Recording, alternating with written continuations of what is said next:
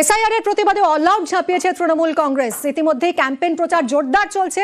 এরই মধ্যে SIR war room, রাজ্যের প্রতি বিধানসভা কেন্দ্রে ওয়ার রুম ব্লক ভিত্তিক হেল্প ডেস্ক চালু করলো তৃণমূল। প্রতি বিধানসভা কেন্দ্রে একাধিক ওয়ার রুম। শীর্ষ নেতৃত্বকে রিপোর্ট বিধায়ক সাংসদদের। কয়েকটি জেলায় বিশেষ নজর রাখছে তৃণমূল নেতৃত্ব।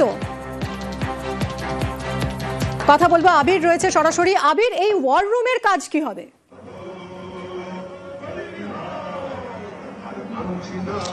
দেখো, আজকে যখন মিছিল হচ্ছে তখন একই দিকে হচ্ছে গোটা রাজ্যের বিভিন্ন জায়গাতেও তৃণমূলের তরফ থেকে যে প্রত্যেকটা বিধানসভা ভিত্তিক ওয়ার রুম শুরু করে দেওয়া হচ্ছে এবং এই ওয়ার রুমগুলোতে বিধায়করা যেমন থাকবেন তেমনি সাংসদরাও সপ্তাহে 4 দিন করে গিয়ে বসবেন।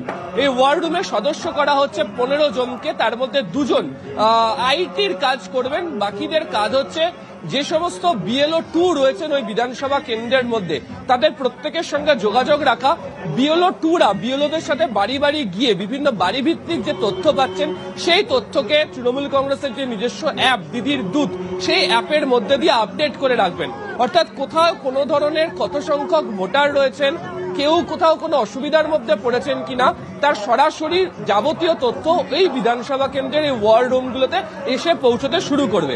দ্বিতীয়ত হচ্ছে, অনেকের ক্ষেত্রে অভিযোগ করেছেন যে 2002-এ তাদের নাম কোনোভাবে ভোটার তালিকাতে ওঠেনি, পরবর্তী সময়ে উঠেছে, তারা ভোট দিয়েছেন, তখন তাদেরকে কি করতে হবে? অনেকের ক্ষেত্রে প্রয়োজনীয় বা গুরুত্বপূর্ণ নথি সেই মুহূর্তে হাতের কাছে পাচ্ছেন না, সেক্ষেত্রে তারা কি করবেন?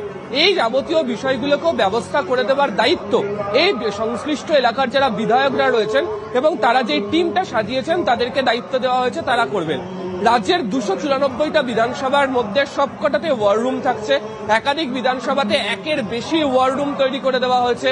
আবার যে সমস্ত জায়গাতে তৃণমূল কংগ্রেসের বিধায়করা নেই সেখানে জেলা সভাপতি, পার্শ্ববর্তী এলাকার যিনি বিধায়ক বা সাংসদরা রয়েছেন তাদেরকেও বাড়তি দায়িত্ব দেওয়া হচ্ছে। ফলে সবাই মিলে এই ওয়ার রুমের প্রতি নজর রেখে মূলত যে জনসংযোগের কাজ সেরে ফেলা হবে। যারা এই মুহূর্তে যে সমস্ত বিধায়করা, জেলা থেকেও একাধিক বিধায়ক এই মুহূর্তে কলকাতাতে এসছেন, যারা রয়েছেন তাদেরকেও নির্দেশ দেওয়া হয়েছে মিছিল শেষ হয়ে যাওয়ার পর তারা যেন সরাসরি চলে যান এবং আজকে থেকে যেন ওয়ার রুম পুরোপুরিভাবে অপারেশনাল হয়। আগামী 1 মাস এই ওয়ার রুম থাকবে এবং যাবতীয় যে তথ্য আসবে সেই তথ্য বিশ্লেষণের কাজও কলকাতা থেকে দলের শীর্ষ নেতৃত্ব বসে করবেন। ধন্যবাদ আবির।